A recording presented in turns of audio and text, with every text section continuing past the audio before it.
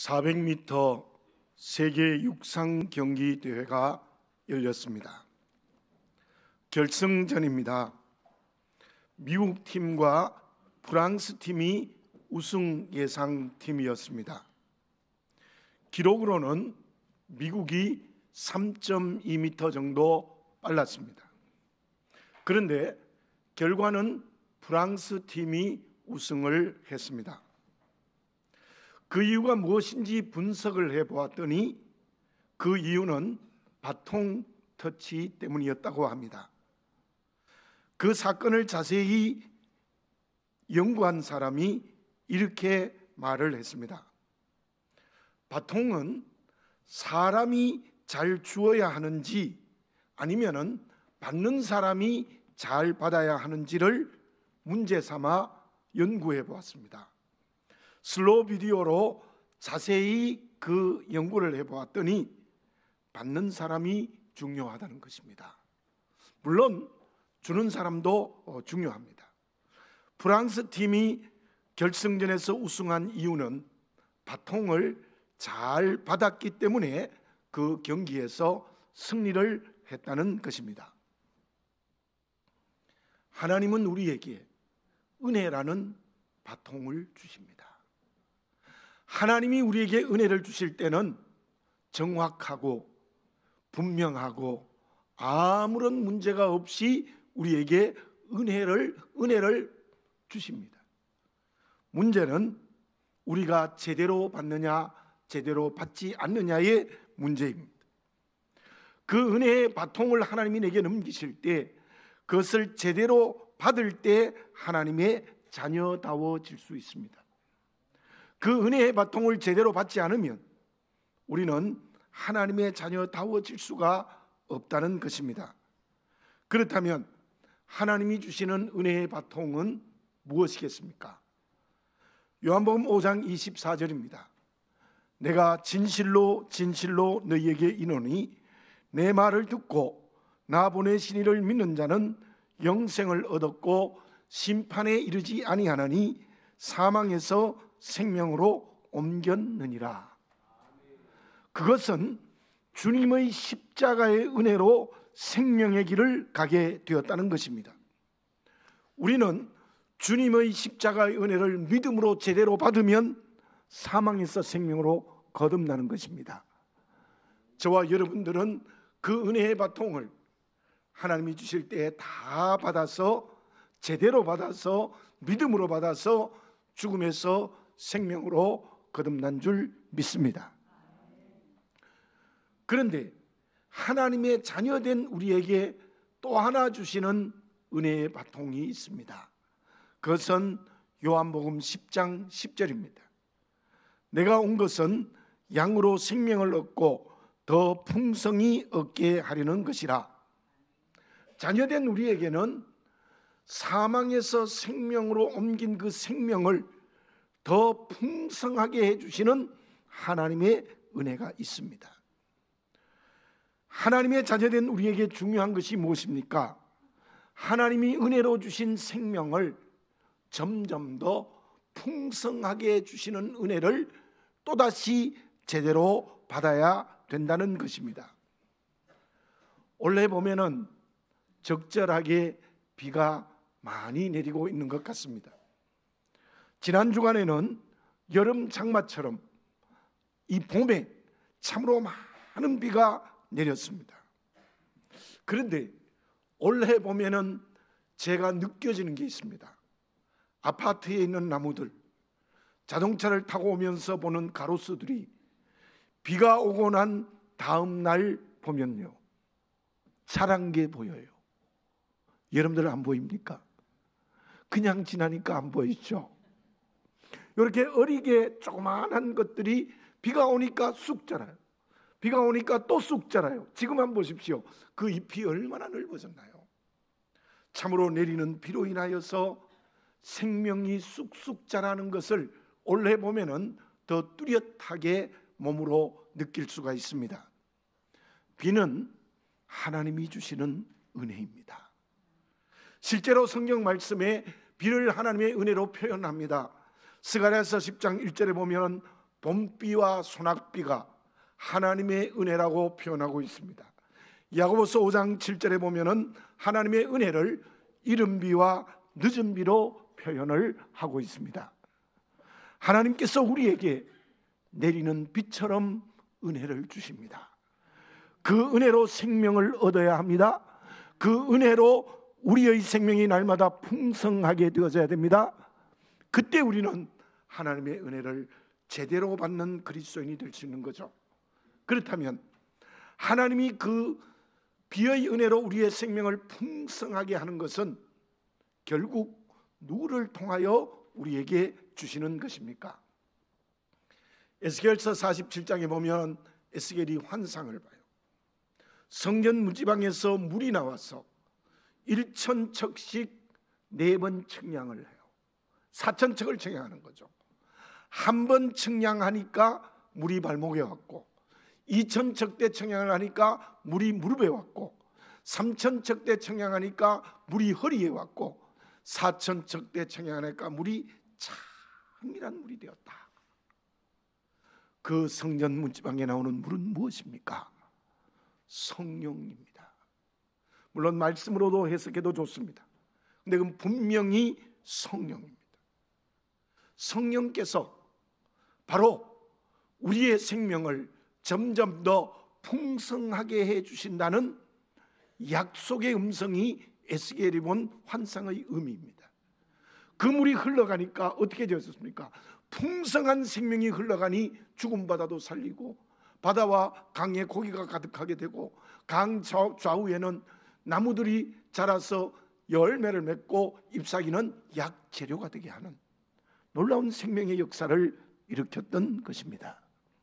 오늘은 성령 강림절입니다. 주님이 승천하시고 성령이 임재하여 예루살렘 교회가 시작되어진 절기입니다. 그 성령은 하나님의 영이며 주님의 영입니다. 그 성령이 우리의 생명을 풍성하게 하십니다. 그 풍성함이 교회를 탄생시키고 복음이 세계로 확장되어지는 놀라운 역사를 일으켰다는 것입니다. 그러므로 우리가 하나님의 은혜를 제대로 받는 것이 무엇입니까? 에베소 5장 18절의 말씀처럼 술에 취하지 말고 세속에 취하지 말고 성령의 충만함을 받으시기를 바라겠습니다. 우리가 준비하는 것은 성령을 충만히 받으면 하나님의 은혜를 제대로 받게 되어져서 우리의 생명이 날마다 풍성해지는 놀라운 역사가 일어날 수 있을 줄로 믿습니다.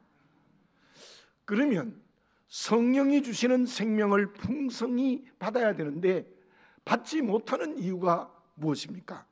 하나님의 은혜의 바통을 제대로 받지 못하는 이유가 무엇입니까? 인도에서 있었던 일입니다. 호랑이의 개체수가 급격히 줄어들고 있었어요. 왜냐하면 밀렵꾼들이 호랑이를 사냥하기 때문이었습니다. 정부에서 특단의 조치를 했습니다. 감시원을 채용했는데 그 감시원을 밀렵꾼 가운데서 뽑았습니다. 감시원들은 호랑이의 이동 경로를 정확하게 알고 있었습니다. 그래서 밀렵꾼 출신인 감시원들 때문에 호랑이를 보호하게 되었고, 그 후로 호랑이 숫자가 실제로 늘어나게 되었던 것이에요. 기자가 물어봤습니다. 밀렵꾼이 좋습니까? 감시원이 좋습니까? 그랬더니 이분이 이렇게 말했다고 해요. 감시원 중에 한 사람이, 예, 자식에게 떳떳하게 말할 수 있는 직업을 준 정부에게 감사의 말을 전하고 싶습니다. 사람에게 중요한 것이 있어요. 그것은 내가 살아가는 삶의 자리가 지금 어디냐의 문제예요. 밀렵꾼의 자리가 잘못된 자리입니다. 감시원의 자리는 제대로 된 자리입니다. 삶의 자리가 인생을 바른 길로 걸어가게 할 수도 있고 잘못된 길로 걸어가게 할 수도 있습니다. 그것은 성령으로 생명이 풍성해지는 것도 마찬가지예요.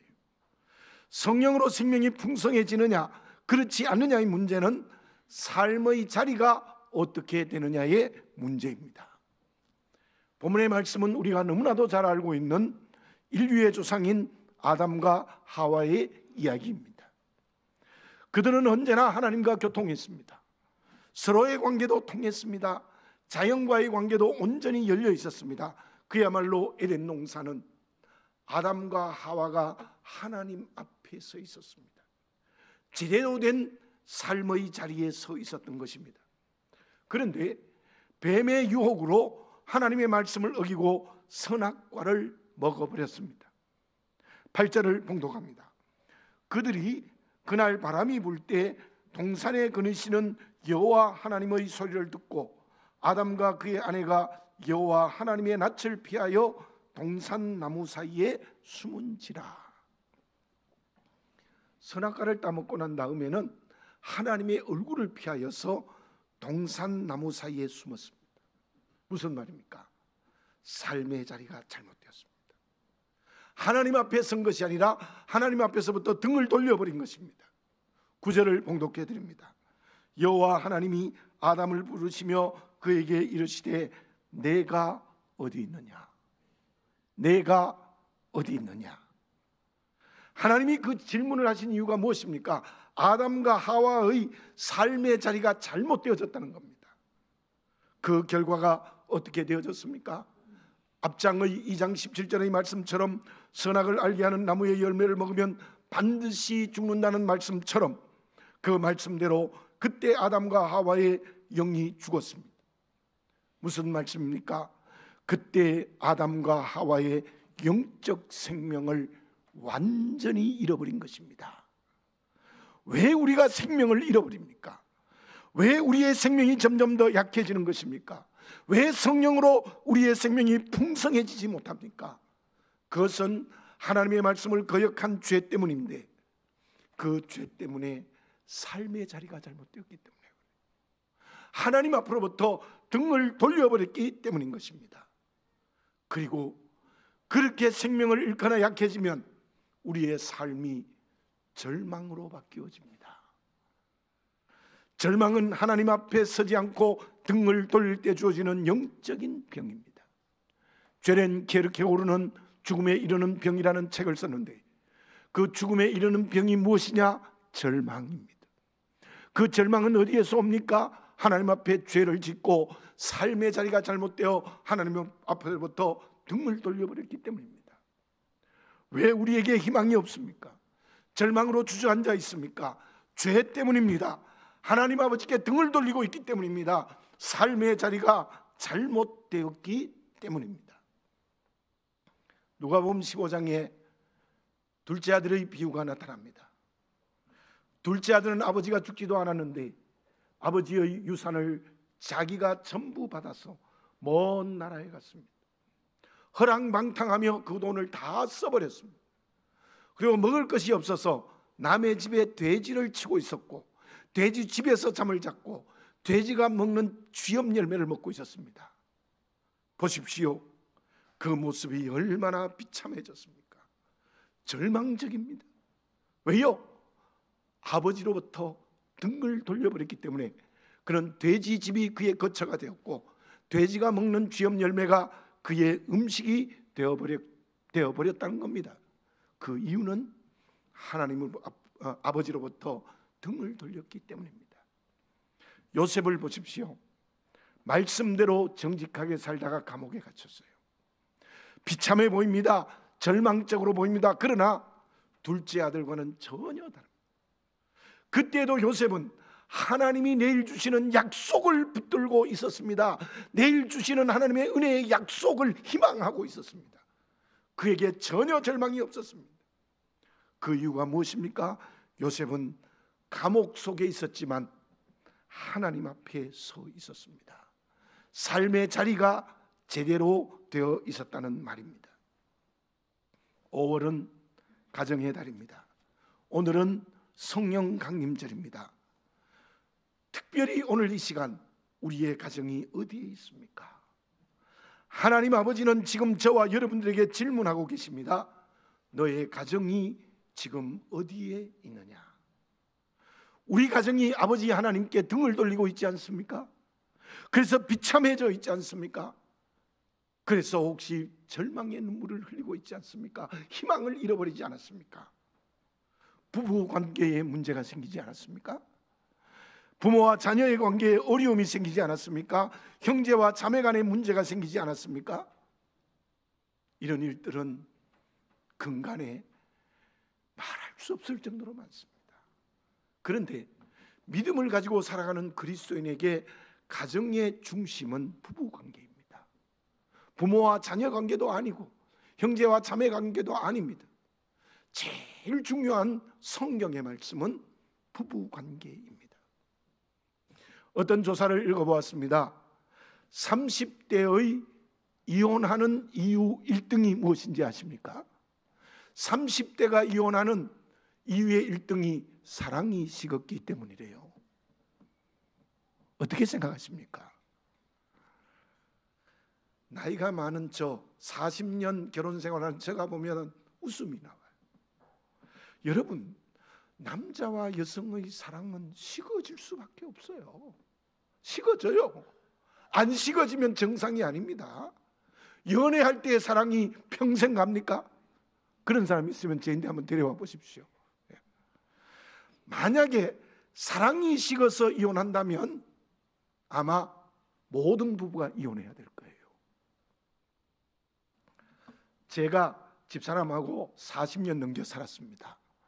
그런데 하나 느껴지는 게 있는 게 무엇인가 하면은 60이 넘으니까요, 또 하나의 사랑이 생겨요. 물론 뜨거운 연애할 때의 사랑은 아니에요. 그런데 어쩌면 뜨거운 연애할 때의 사랑보다 더 깊습니다. 여러분들 기억하세요. 부부의 사랑은 시간이 갈수록 색깔은 달라지지만 그 깊이는 더 깊어질 수 있습니다. 어떤 때는 연민일 수 있고, 어떤 때는 용서일 수 있고, 어떤 때는 배려일 수 있고, 어떨 때는 함께하는 아름다움일 수도 있고, 어떨 때는 손을 맞잡은 기쁨일 수도 있습니다. 그 사랑은 단순히 육체적으로 뜨거운 사랑보다 더 깊은 사랑이 될 수 있어요. 하나님의 음성을 들으시기 바라겠습니다. 바울은 에베소 5장에서 부부는 한 몸이라고 얘기했어요. 예수님도 마태복음 19장에서 한 몸이라고 그랬어요. 한 몸이에요. 남편은 나의 몸입니다. 아내는 나의 몸입니다. 분리할 수 없는 나의 몸입니다. 그 믿음이 하나님 앞에 선 부부입니다. 그렇지 않으면 하나님께 등을 돌리고 마는 것입니다. 저는 결혼 주례를 할 때마다 선언을 하고 선포를 하고 마지막에 이렇게 말합니다. 예수님 말씀대로 하나님께서 짝지어 주신 것을 사람이 나누지 못할지니라. 부부가 중심이 된 우리 가정, 하나님 앞에서 이 모든 일이 이루어지시기를 바라겠습니다. 그 가정이 성령으로 생명이 풍성해진 가정입니다. 그 가정이 희망을 가지는, 내일 주시는 하나님의 약속을 바라보는 희망이 있는 가정이 될 수 있는 것입니다. 우리 교회는 홀로 되셨거나 혼자인 가정이 있습니다. 바울의 말처럼 나처럼 혼자 있는 것이 하나님 앞에 좋은 것이라고 말씀했습니다.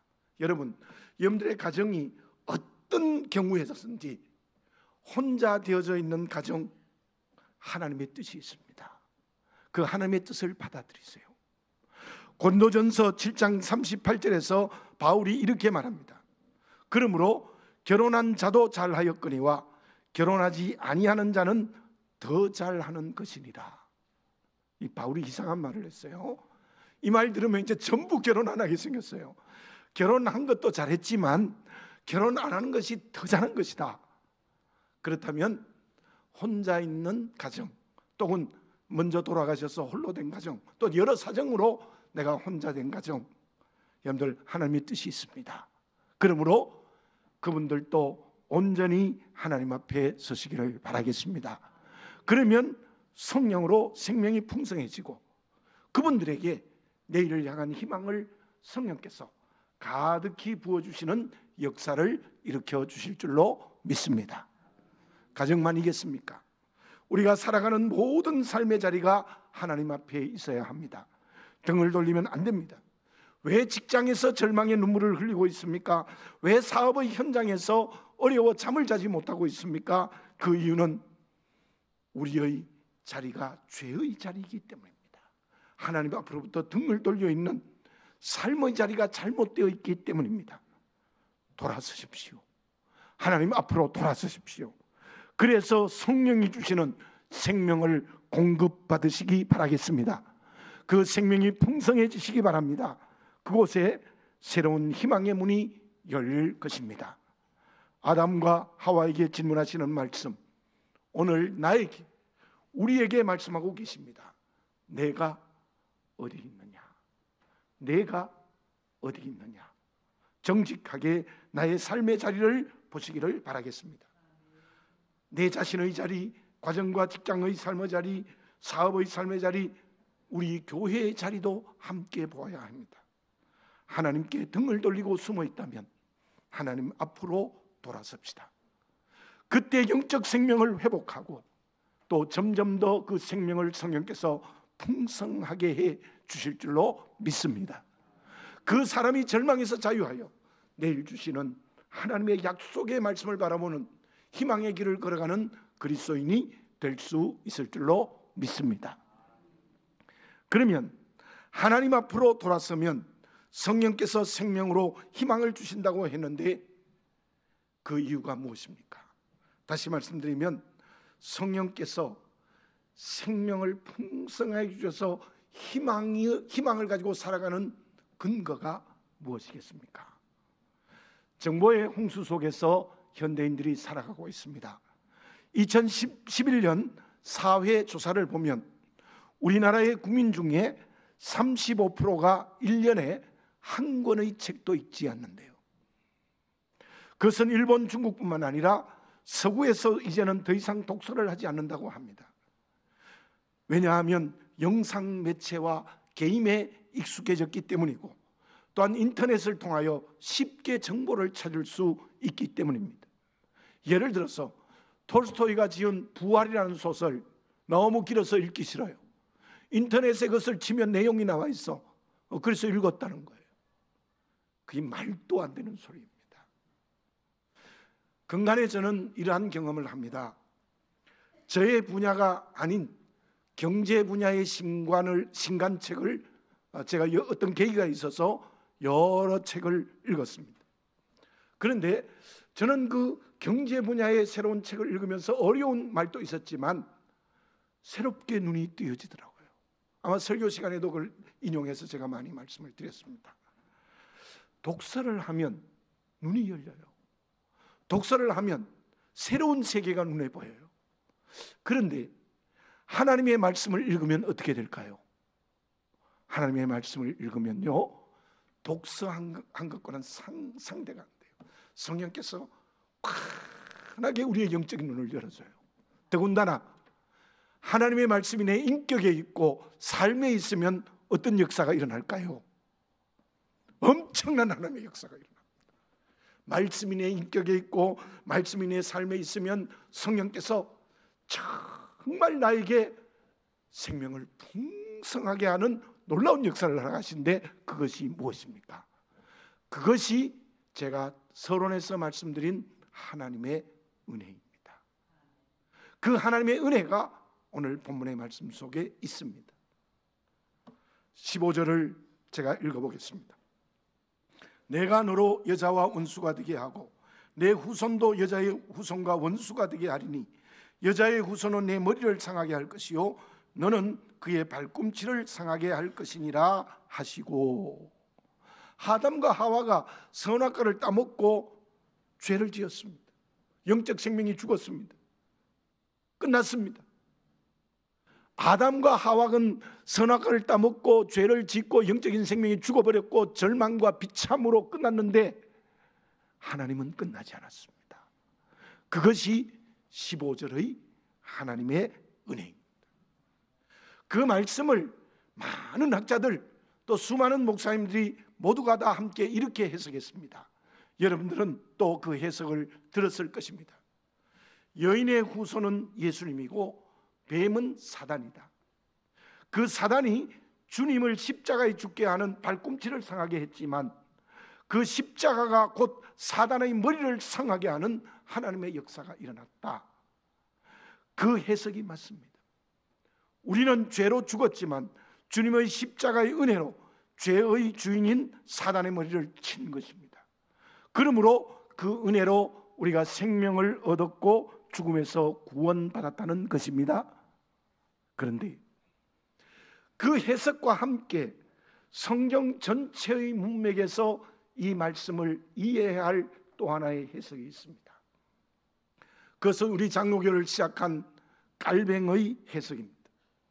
그 본문을 이렇게 해석합니다.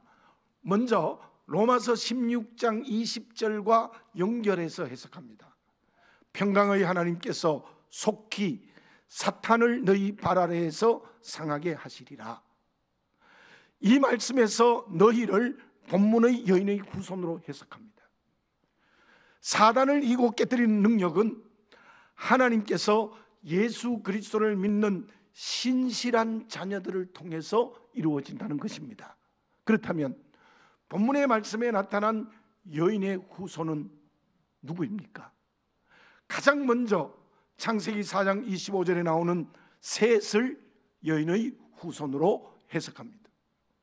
노아와 그 시대의 사람들, 이스라엘 백성들과 바로, 다윗과 사울 및 그의 적대 세력들, 신약에 와서는 교회 공동체와 교회를 대적하는 세력들을 말하고 있습니다. 그래서 깔뱅은 여인의 후손을 예수 그리스도를 믿는 교회 공동체로 해석합니다. 여기에서 본문 15절을 이렇게 이해하면 좋겠습니다. 주님의 십자가가 사단의 머리를 쳤다는 최초의 복음의 말씀이라는 것을 우리가 확실히 믿어야 됩니다. 뿐만 아니라 그리스도인과 교회 공동체는 어떤 사단의 세력도 이긴다는 믿음도 분명하게 해야 합니다.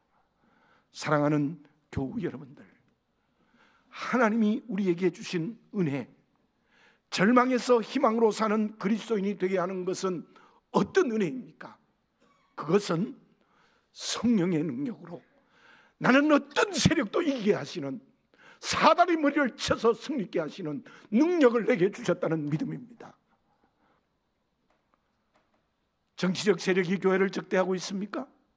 세상의 권력이 우리를 핍박하고 있습니까? 어떤 힘 있는 사람이 우리를 넘어뜨리려고 합니까? 믿으시기 바랍니다. 우리에게 승리를 은혜로 하나님이 주셨습니다. 우리에게 반드시 그들을 이기는 승리를 하나님께서 은혜로 주셨습니다. 그 그리스도인과 교회가 어떤 고난과 위기에서도 내일 주시는 승리의 약속을 바라보고 오늘을 희망을 가지고 살아가는 그리스도인이 될 수 있을 줄로 믿습니다. 그 개인과 교회가 성령이 주시는 풍성한 생명을 소유하게 되는 것입니다. 고린도전서 15장 57절, 다시 한번 부활의 결론의 말씀을 읽어봅니다. 우리 주 예수 그리스도로 말미암아 우리에게 승리를 주시는 하나님께 감사하노니. 여러분들, 우리 모두가 다, 또 우리 교회 공동체가 어떤 사단의 세력도 이기게 하시는 하나님의 은혜를 제대로 받는 우리 모두가 되어져야 될 줄로 믿습니다. 그 사람이 바로 성령으로 생명을 풍성히 받고 그리고 희망을 가지고 오늘을 살아가는 그리스도인이 될 수 있을 줄로 믿습니다. 결과는 어떻게 되어졌습니까? 죄로 죽은 절망에서 생명을 얻고 그 생명이 성령으로 풍성한 사람은 어떻게 되어집니까? 마음이 하나님의 나라가 됩니다. 삶의 자리가 하나님의 나라가 됩니다. 그리고 주신 은사를 다 동원해서 주의 일을 하는 사명의 길을 걸어갑니다. 그때 하나님께서는 성령을 통해서 구원의 열매를 맺고 복음을 가까운 데서 멀리까지 확장시키는 놀라운 역사를 그 사람, 그 교회를 통하여 허락하여 주실 줄로 믿습니다. 그렇게 갈 수 있도록 하나님께서는 하늘과 땅의 기업으로 축복할 줄 믿습니다. 그러나 죄에 매여 절망으로 사는 사람들에게는 마음과 삶의 자리가 전부 사단의 나라가 되고 마는 거예요. 사단을 반드시 이긴다는 믿음으로 은혜를 받으시기 바랍니다. 그러므로 성령이 주시는 생명이 풍성해지시기 바랍니다. 언제나 하나님 앞에서 살아가는, 내일 주실 약속을 바라보는 희망으로 사는 그리스도인이 되어지시기 바랍니다. 기도드리겠습니다. 사랑하는 아버지 하나님, 다시 한번 나를 정직하게 보게 해 주시옵소서.